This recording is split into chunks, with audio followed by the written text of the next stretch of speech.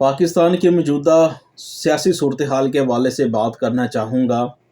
کہ پاکستان تحریک انصاف کے جتنے بھی امیدواران ہیں ان کو جو الیکشن کمیشن نے نشان الاٹ کیے ہیں، بینگن، کھیرے، تیل، چارپائیاں، اور مجھے لگتا ہے 8 فروری کی شام کو اعلان ہوگا کہ بینگن، کھیرے، تیل نے مل کے چارپائی پہ جو ہے مکس 4 پارٹیوں کی منجھی پیڑی ٹھوکتی ہے۔ یہی صورتحال نظر آ رہی ہے۔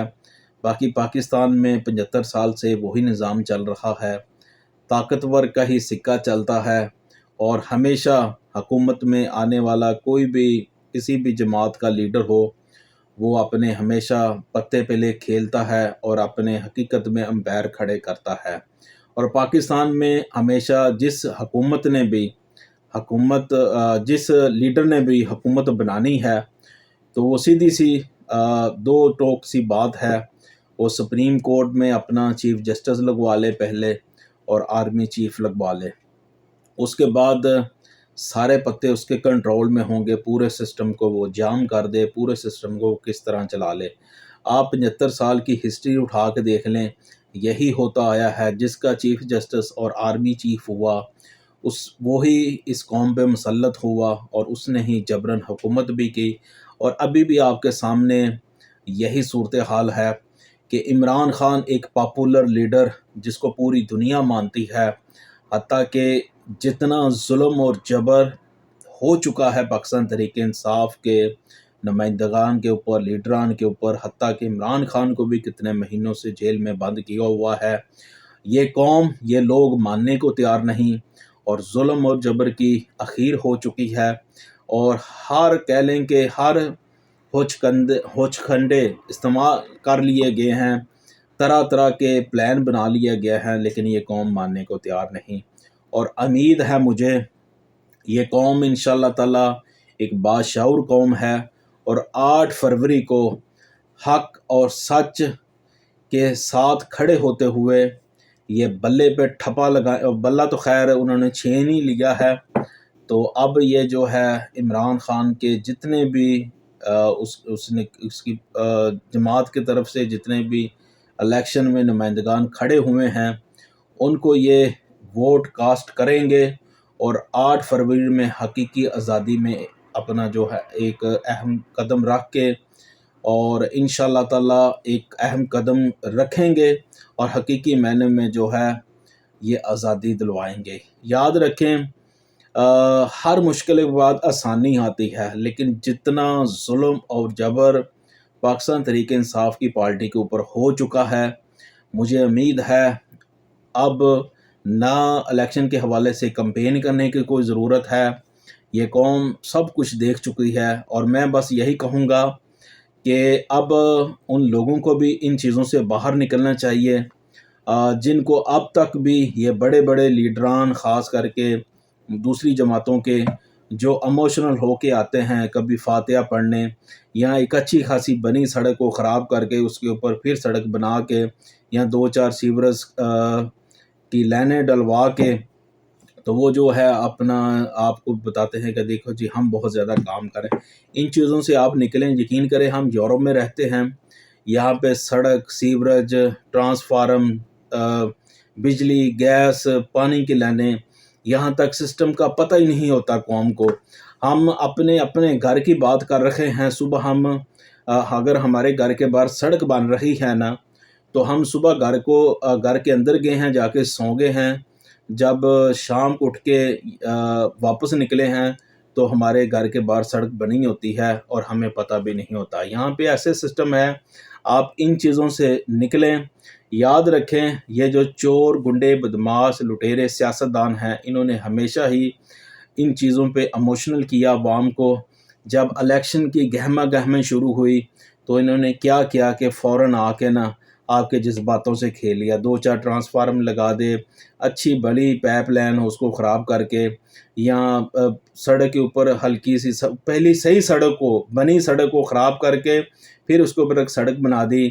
کوئی پائپ لائن بچھا دی، کوئی ٹرانسفارم لگا دیا، یا پتہ چلا کہ فلانے بندے کا فلانا کوئی فوت ہو گیا، وہاں پہ فاتحہ پڑھ لی، تو ان لوگوں نے ہمیشہ آپ کے جذباتوں کے ساتھ کھیلا ہے۔ اب آپ نے ان کے بہکاوے میں نہیں آنا، آپ نے حق سچ کے ساتھ کھڑا ہونا ہے اور دیکھنا یہ ہے کہ اس ملک کے لیے کون سب سے بہتر ہے۔ اب فیصلہ قوم نے کرنا ہے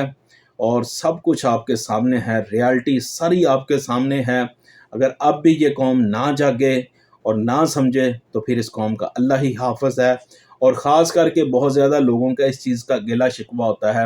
کہ اوورسیز پاکستانی اتنی سر درد سر پیٹ کیوں لیتے ہیں، کیونکہ ہم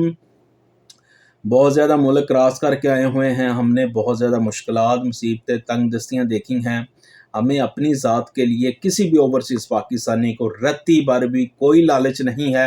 اور کیوں ہمیں لالچ ہو، اللہ پاک نے ہمیں سب کچھ دے دیا ہے، مزید وہ اپنی رحمتوں سے ہمیں نوازتا ہے، اور ہمارے پاس الحمدللہ سارے وسائل ہیں، نوکری اچھی، ہر دنیا کی ہر چیز کی عیش و آرام سہولیات موجود ہیں، اچھی سیلری ہیں، اچھا کماتے ہیں۔ بہت زیادہ اوورسیز پاکستانی جن کے بڑے بڑے اچھے بزنس ہیں، اور نارمل بھی جو ایک اوورسیز پاکستانی ہے جو یورپ میں رہتا ہے وہ 4 سے 5 لاکھ روپیہ ماہانہ کما رہا ہے۔ تو ہمیں کوئی لالچ نہیں، لیکن ہم جب ریالٹی میں ان یورپ ممالک کے ملکوں کو دیکھتے ہیں، یہاں کی ترقی کو دیکھتے ہیں، تو پھر ہمارا دل دکھتا ہے کہ آیا ہم اتنا کیوں پیچھے ہیں۔ تو اس لیے ہمیں اپنے ملک کے ساتھ عشق ہے، محبت ہے، ہم بھی چاہتے ہیں دنیا کی سر فہرست میں اوپر والی لسٹ میں جو ہے ہمارا ملک آئے، ہمارے سبز پاسپورٹ کی رسپیکٹ ہو، ہمارے سبز لالی پرچم کی دنیا میں رسپیکٹ ہو۔ تو اس لیے ہم بہت زیادہ اوورسیز پاکستانی جو ہے جو اس لیے سٹرگل کرتے ہیں، جو دلچسپی رکھتے ہیں پاکستان کی موجودہ صورتحال پہ، اور اپنا حقیقت مانے، ہم اپنا بہت ہی قیمتی وقت جو ہے نا اگر وقف کرتے ہیں نا، تو ہم پاکستان میں بسنے والے ان مزدور، دیہڑی دار اور جو غریب لوگ ہیں ان کے لیے ہم اس لیے آواز بلند کرتے ہیں تاکہ وہ حقیقت کو پہچانیں، جانیں اور سچ کے ساتھ کھڑے ہوں۔ تو اس لیے اوورسیز پاکستانی یہ سٹرگل سوشل میڈیا پہ کرتے ہیں، اور اب آپ کے پاس بہترین موقع ہے۔ آپ نے 8 فروری کو جو ہے حق اور سچ کے ساتھ کھڑے ہونا ہے۔